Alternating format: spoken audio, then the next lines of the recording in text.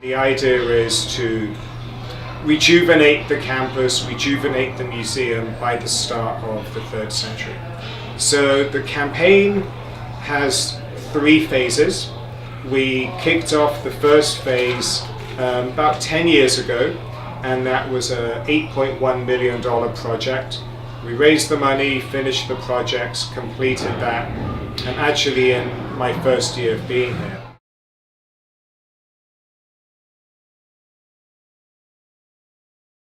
In June of this year, we announced that we were running the 2nd phase of the campaign, and this is a $9.1 million campaign which is going to do 4 major projects. The first one, hopefully, lots and lots of people have experienced already. We spent a year and a half renovating our train, the Explorer Express. We rebuilt the entire thing. I never thought that being a museum director could ever involve building a train, but we put down 1.5 miles of new track, 2,500 new railroad ties, new ballast. We worked with the great kids over at Worcester Technical High School. They helped to refinish the engine and repaint the carriages, rebuild the train station. So we rebuilt that whole train. That was the first project. The second project was when the museum was built back in late 60s, early 70s, we didn't actually have a power source that was close enough. So we couldn't connect into what is now National Grid. So we had our own cogeneration plant that was powering the museum. Over the years, that once state-of-the-art power plant had gotten less and less reliable and was being more expensive to run, and obviously wasn't exactly very energy efficient. So we decommissioned that, we put in a new mechanical plant connected to the grid, and we are now running the museum at about 97% efficiency.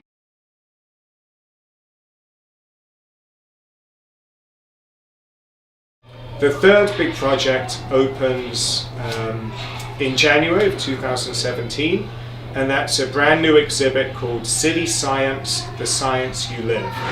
And this is the biggest exhibit that we've built here inside the museum since we opened in '71. And this is a 2,500 square foot exhibit that is taking the concept of urban planning and using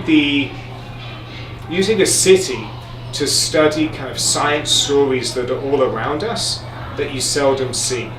So everything from how traffic lights work, to how a sewer system works, to teaching engineering skills. Science, technology, engineering and math, STEM is a huge part of what we do. So this exhibit will be instilled with all of these cool role play opportunities so that we can create a generation that truly understands how to build healthier, greener, more vibrant, more energy efficient cities. And then the last piece is Wildcat Station. And so we are renovating a huge portion of the campus. Many people remember Kenda, who was our polar bear who lived here for many years. And she was here for 28 years. She passed away about 5.5 years ago. And so we are renovating that whole area of the campus into a new exhibit called Wildcat Station, which focuses on native New England species, some of which are here, some of which may be here, and definitely were here in the past. Mountain lions, bobcats, hawks, owls, ravens, along with a new outdoor plaza, great new interactive exhibits. And so we're hoping to announce when that opens very soon. Obviously after January. Yeah, so we're hoping to, depending on the winter, and my forecast is a very mild, non-snowy winter. we're hoping to break ground in the spring.